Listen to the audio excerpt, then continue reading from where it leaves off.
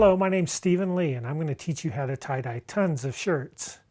Like any massive project you want to undertake, you want to set up a production line, and that's what we're going to do here today.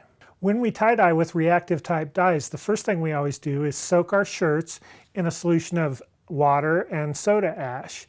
And when we tie-dye a few things, we just do that in a little bucket. But if I'm dyeing a lot of stuff, I want to be able to use a tool to squeeze the excess soda ash water out of the shirt. So I'm going to soak the shirt in a solution of soda ash and water. And the recipe we use is 3/4 of a cup of soda ash per gallon of water, like in this bucket. And then to make my life easy, I put the shirt in this wringer and I squeeze the excess soda ash water out. I bring it to my tying station, and I like to put a sheet of plastic down because it makes it slippery and it makes it really fast and easy to tie things up. Plus it protects whatever surface you're working on. So I'm going to lay this out and do a quick spiral. Spiral is an easy pattern to do a whole bunch of because you can just spiral it right up real quick like that. Put 1 or 2 rubber bands around to hold it all together. And then you're ready to move it over to the dyeing station. When I'm tie-dyeing a ton of shirts, I usually tie them all up and lay them all out, as many as I'm going to do. And then I'll go through and I start squirting the colors on each shirt one at a time. So on this, I'll squirt yellow on all the shirts I'm going to do. And do that as fast as possible, like in a production line. So I'm going to do yellow, yellow. Of course, this one's getting clogged up. So when that happens, you want to poke it out. So I have a paper clip here to make my day go better. All right.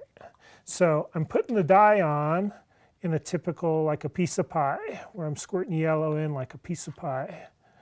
And then I'll squirt blue in like a blue piece of pie and red like a red piece of pie. To save time on this demonstration, I'm just going to finish dyeing this one shirt. But normally I'd be doing this to all 6 or 8 or 100 shirts in a row, where now I'm going to squirt the blue dye on, and I'm squirting this on like a piece of pie. And again, it would help if it was a little more open on that tip. And then normally I'd put blue all the way down, and then I'd put the red on all the way down. So we color in the red piece. And also, after I squirt the dye on one side, I'd flip the shirt over and squirt the same colors in the same place on the other side, all down the line. Then you'd let them sit, leave them tied up, leave them alone until you're ready for the last step of the dyeing process, which is to wash out the loose dye that didn't fix to the fabric. When you're ready to wash out the loose dye, now this is how I would wash out the loose dye, whether I'm tie-dye washing out 1 shirt or 100. I wash them all out the same way. I leave them tied up. I take each one to a sink one at a time, and I rinse them with cold running water.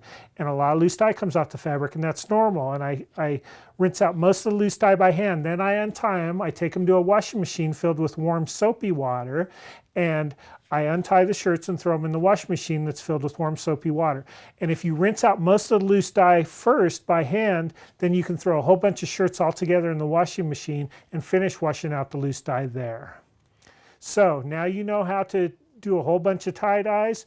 Go out and make a lot of money.